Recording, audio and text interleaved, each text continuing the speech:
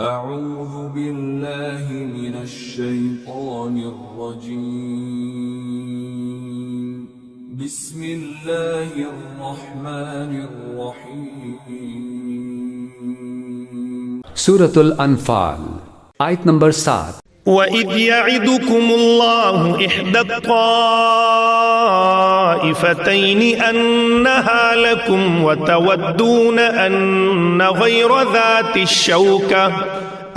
الشَّوْكَةِ تَكُونُ لَكُمْ وَيُرِيدُ اللَّهُ أَن يُحِقَّ الْحَقَّ بِكَلِمَاتِهِ وَيَقْطَعَ دَابِرَ الْكَافِرِينَ۔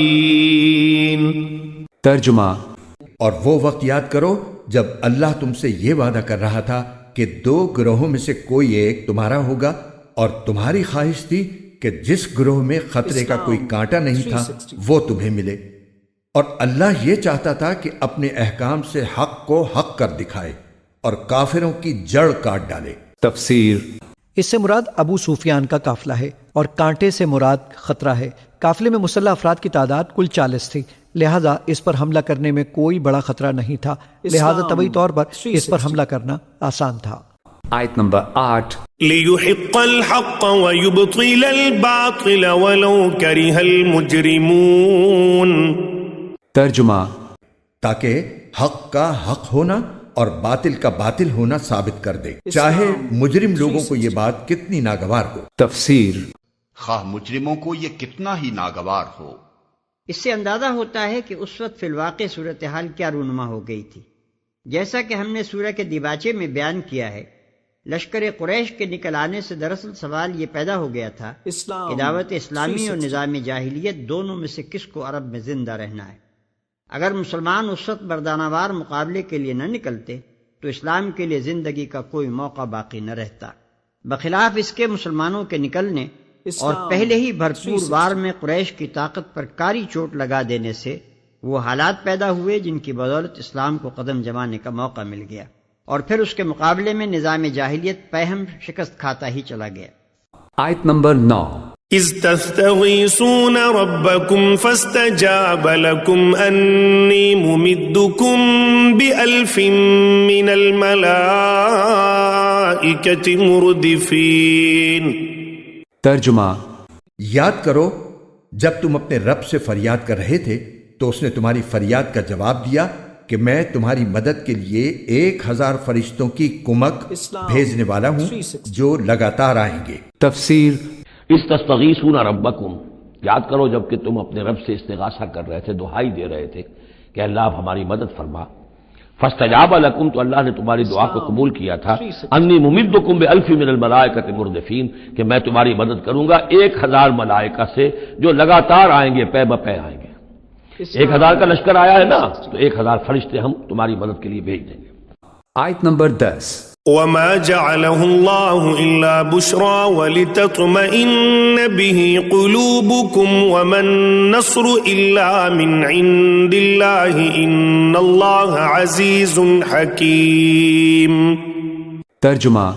اور یہ وعدہ اللہ نے کسی اور وجہ سے نہیں بلکہ صرف اس لیے کیا کہ وہ خوشخبری بنے اور تاکہ تمہارے دلوں کو اطمینان حاصل ہو، ورنہ مدد کسی اور کے پاس سے نہیں، صرف اللہ کے پاس سے آتی ہے۔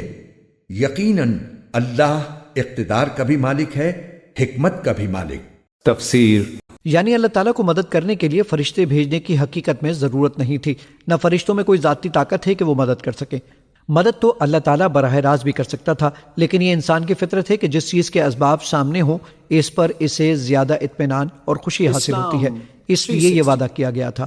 اس آیت نے یہ سبق دیا ہے کہ کسی کام کے جو اسباب بھی اختیار کیے جائیں، ایک مومن کو یہ بات ہر آن سامنے رکھنی چاہیے کہ یہ اسباب اللہ تعالیٰ ہی کے پیدا کیے ہوئے ہیں اور ان میں تاثیر اسی کے حکم سے پیدا ہوتی ہے، لہذا بھروسہ اسباب پر نہیں بلکہ اسی کے فضل و کرم پر کرنا چاہیے۔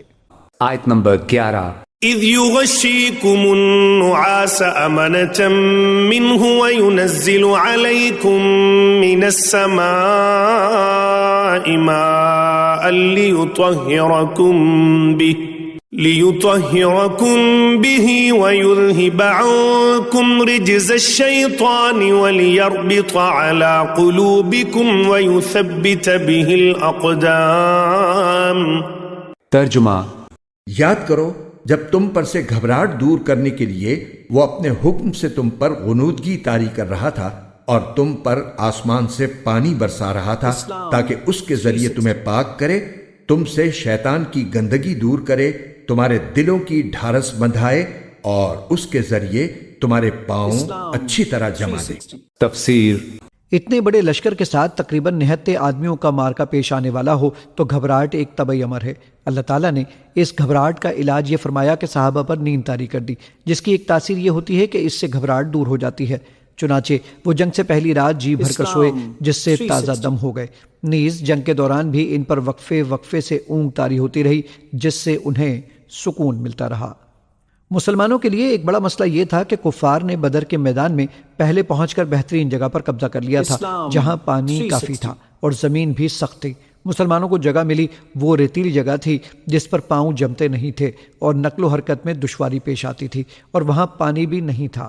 تھوڑا بہت پانی ایک حوض بنا کر اس میں جمع کیا گیا جو جلدی ہی ختم ہونے لگا.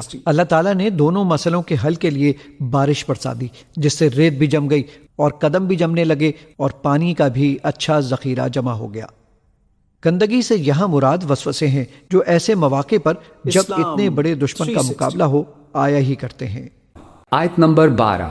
إذ يوحي ربك إلى الملائكة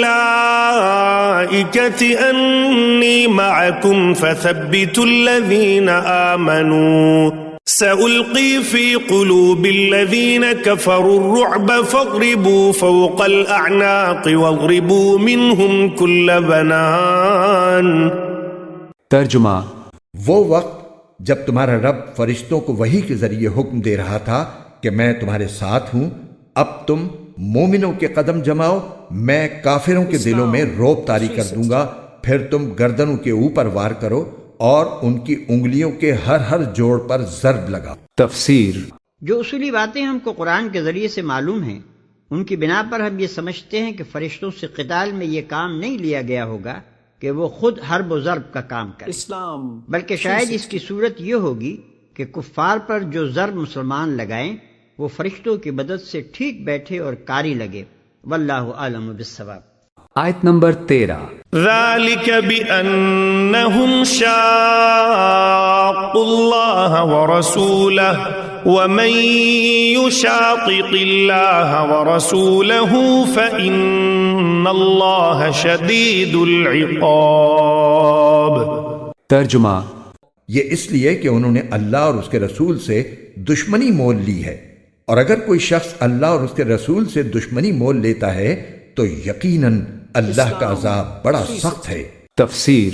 یہاں تک جنگ بدر کے جن واقعات کو ایک ایک کر کے یاد دلایا گیا ہے، اس سے مقصود دراصل لفظ انفال کی معنویت وعدے کرنا ہے. ابتدا میں ارشاد ہوا تھا کہ اس مال غنیمت کو اپنی جانفشانی کا ثمرہ سمجھ کر اس کے مالک و مختار کہاں بنے جاتے ہو. یہ تو دراصل عطیہ الہی ہے اور مؤتی خود ہی اپنے مال کا مختار ہے.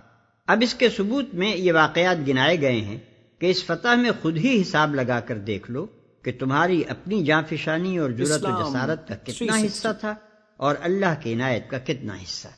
آیت نمبر 14. ذلكم فذوقوه وأن للكافرين عذاب النار. ترجمہ. یہ سب تو اب چکھ لو. اس کے علاوہ حقیقت یہ ہے کہ کافروں کے لیے اصل عذاب دوزخ کا ہے. تفسیر. یہ ہے تم لوگوں کی سزا.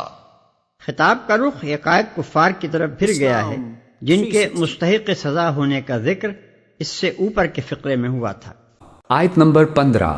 يا أيها الذين آمنوا إذا لقيتم الذين كفروا زحفا فلا تولوهم الأدبار. ترجمہ.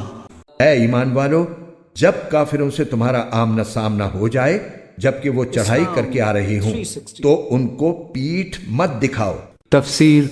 یا ایھا الذین آمنوا اذا لقیتم الذین کفروا زحفا، اہل ایمان جب تمہارا مقابلہ ہو جائے کافروں سے میدان جنگ میں، یہ زحف کہتے ہیں جبکہ باقاعدہ دو لشکر ایک دوسرے کے سامنے مد مقابل بن کر آئیں. ایک چھاپا مار جنگ ہوتی ہے، جیسی کہ 8 جو پہلی اس سے مہمیں تھیں وہ جنگ کی شکل نہیں تھی بلکہ وہ مہمیں تھی چھاپا مار، لیکن اب یہ پہلی مرتبہ جنگ ہوئی ہے، لہذا اس کے حوالے سے بات ہو رہی ہے. فلا تولوہم الادبار، تو تم ان کو پیٹھ مت دکھاؤ، پیٹھ مت موڑو، مطلب یہ کہ کھڑے رہو، ڈٹے رہو، مقابلہ کرو، جان چلی جائے لیکن یہ کہ پیچھے قدم نہ ہٹے.